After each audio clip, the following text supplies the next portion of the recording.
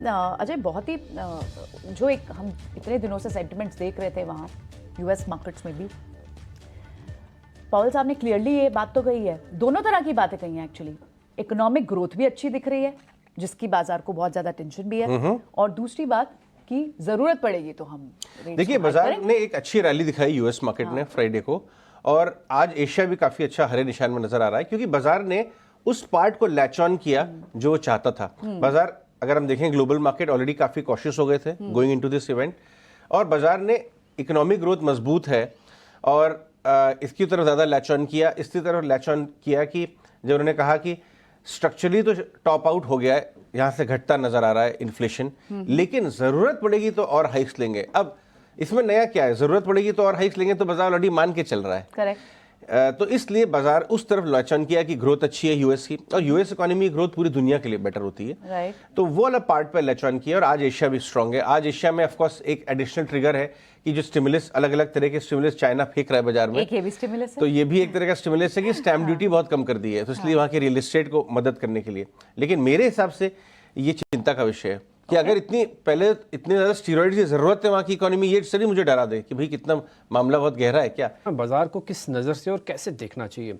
Ajay, market काफ़ी efforts कर रहा है लेकिन उसके पास रेजिस्टेंस तोड़ने की ताकत नहीं। दूसरा, वो सपोर्ट को भी एक बार उसने ब्रेक किया, उसने पहली बार 19,300 के नीचे क्लोज दी। ये one of the longest expiries में से एक है। 31 तारीख को डेरिवेटिव एक्सपायरी होने वाली है। तो आप जरा बताएं इस समय आप क्या रीड कर रहे हैं मार्केट में?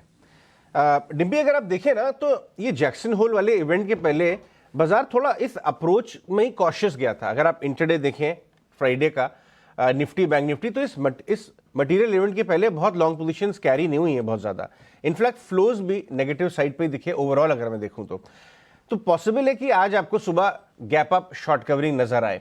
हमने देखा है कई बार पिछले 15-20 दिनों में शार्प गैप डाउन में बाइंग आती है, लेकिन सवाल ये उठता है कि फ्राइडे को मिड कैप और स्मॉल कैप भी बहुत दिनों बाद एक सेंस दे रहे थे कि वो कमजोर की तरफ जा रहे हैं। देखिए क्या होता था कि निफ्टी बैंक निफ्टी नीचे या फ्लैट, लेकिन small cap mid cap days high में बंद होते थे या हरे निशान में, लेकिन शुक्रवार को ऐसा नहीं हुआ। तो ये साइन जो है एक कमजोरी का साइन है इस इवेंट में।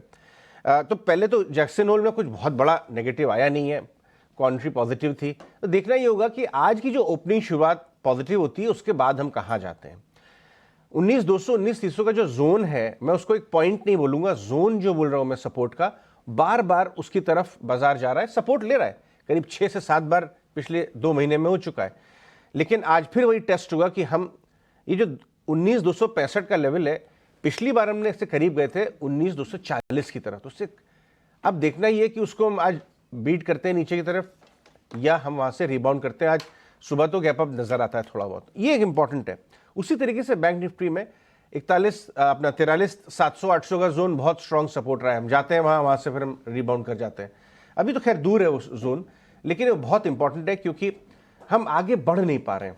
फ्राइडे को हमने देखा कि बाकी बड़े स्टॉक्स भी, रिलायंस आप ले लीजिए, बहुत सारे पावर सेक्टर में फॉलो अप बाइंग नहीं थी। मिड कैप तो कमजोर थी, छोटे एक आध आपको कुछ एनबीएफसी स्टॉक्स में तेजी दिख रही है, पावर में अच्छा है। अगर आप देखें कुछ इंडिया बुल हाउसिंग जैसे स्टॉक्स 10 जहां पे स्पेसिफिक ट्रिगर हैं वहां पे तो काम हो रहा है। लेकिन फ्राइडे को मुझे पहले बहुत दिनों के बाद पहली बार एक माल छोड़ते हुए नजर आए लोग, जैसे कि उनकी पेशेंस जवाब दे रही है। इसलिए आज सुबह इस हफ्ते की शुरुआत है, मैं इन सपोर्ट लेवल्स को बहुत क्लोजली देखूंगा।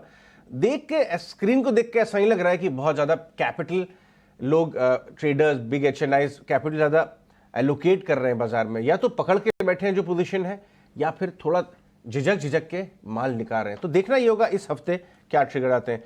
एक आरआईएल एजीएम को छोड़ के कोई बड़ा ट्रिगर है भी नहीं, एक 2-4 आईपीओ साइड मार्केट में आ रहे हैं, तो देखना ये होगा।